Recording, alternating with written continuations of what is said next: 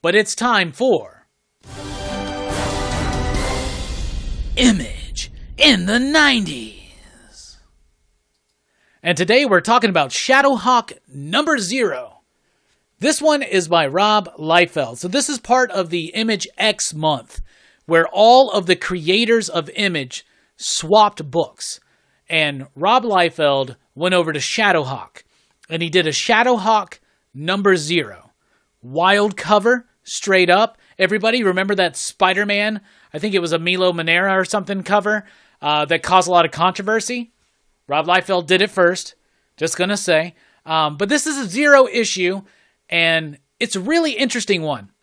So let's get into it. The layouts are by Carl Alstater, which is interesting that Rob would let somebody do layouts for him. Script by Robert Napton. And then there are the rest of the credits right there. But Rob does do the story and the artwork. And what Rob is doing here, and he's bringing in some of his own characters like Bloodstrike and Mist and whatnot from Bloodstrike. I think Carl was working. Carl and Robert, I think, were working on Bloodstrike, actually. I think I remember that from the Cartoonist Kayfabe video. They did a video about this. But Rob Liefeld's kind of doing like a Frank Miller Sin City type style here, a little bit of Jay Lee, a little bit of something different, which I really appreciated, right? So Shadowhawk is a character. He's kind of got a Wolverine armored type costume, but he's a dude who's HIV positive. And in this issue, he's teamed up with Bloodstrike and this Mist chick to go on this mission. But I do want to point out, man, the artwork, the way the coloring is done to make that armor kind of shine, I think that's a really awesome Rob Liefeld page. For the most part, those eyes on Mist up there and the top left are kind of ridiculous. And it's one of those centerfold type gimmicks. Pretty cool, though. I'll show you the actual book here in a minute. But I for the most part, kind of like the artwork. I like this more simple approach to inking that Rob is taking. It is a little bit derivative of people like Frank Miller, Jay Lee, even Jim Lee, I think, was doing this kind of stuff at the time. But the story is that Shadowhawk gets coerced into joining this team this dude's going to weaponize HIV, and he's going to infect a majority of the population with it. Now, Shadowhawk is HIV positive, and so there is the promise that he could find a cure to HIV at the end of this. But he's got to go and stop this HIV bomb, basically, right? But really kind of held back for Rob Liefeld. It still has the energy.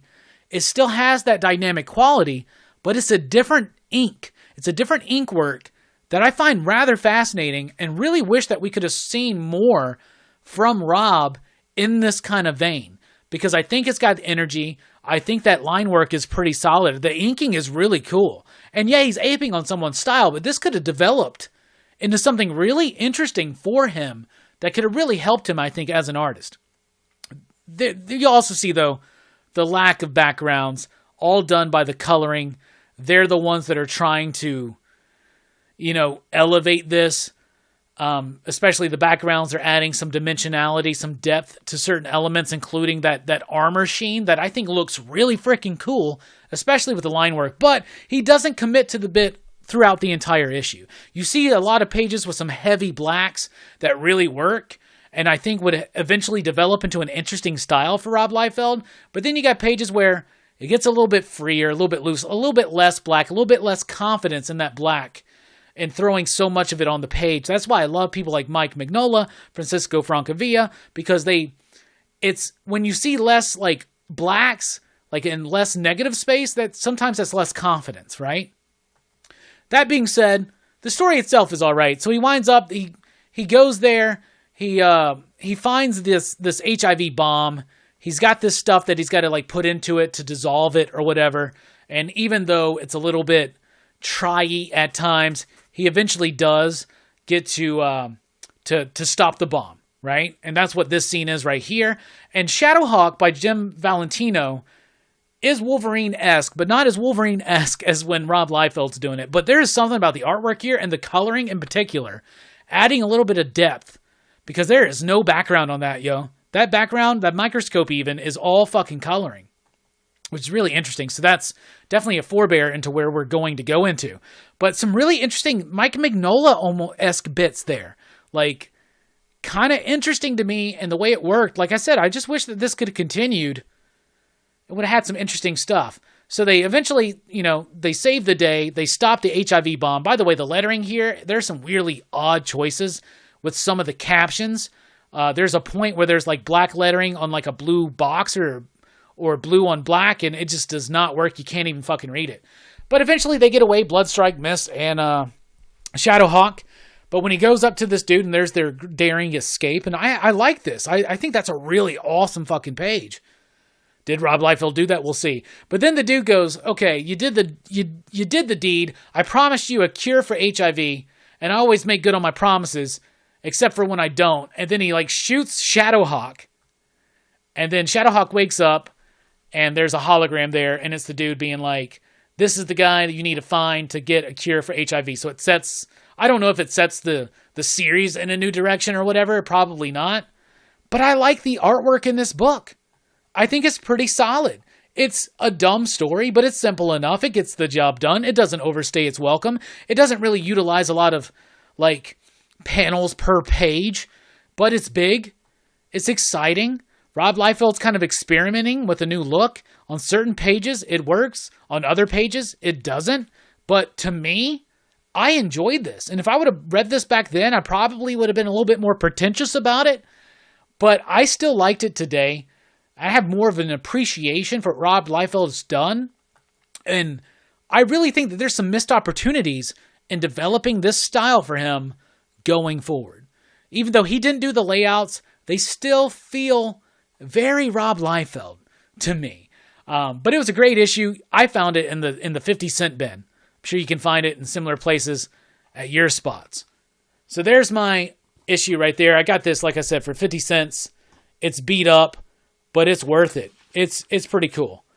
So it is interesting that Rob Liefeld's not doing the layouts. It feels like it's kind of phoned in. Maybe he did less, but I also feel like he's really trying to stretch. Like, that's one of my favorite bits.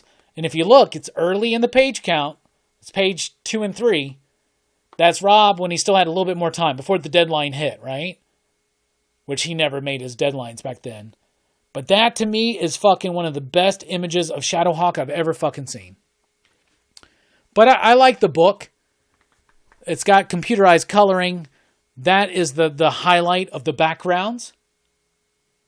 The figure work's not quite super strong. It's not the greatest, but it's got energy. There's always something big and explosive happening on almost every page.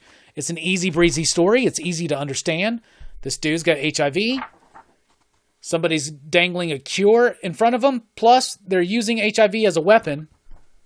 They're weaponizing it. And this is, from an era where things were way different and wasn't necessarily always talked about, or it was overly talked about. But here's a cool thing. Man, look at the coloring on that. The coolest thing about this damn issue is that there is a Shadow Bart pinup by Matt Groening with Bill Morrison. And it's still in this issue that I picked up. Look at that. There's a piece of me that wants to find another one of these just so I can pull this out and hang it up on the wall. That is the coolest thing in this issue. But I like it, man. I really like that right there. That's strong. I like that.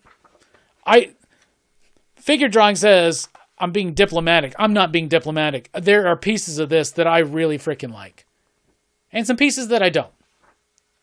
But I think that it would have been interesting to see Rob kind of develop this style a little bit further out. Probably would have gotten more stuff done too. There's an ad right there for Todd Toys.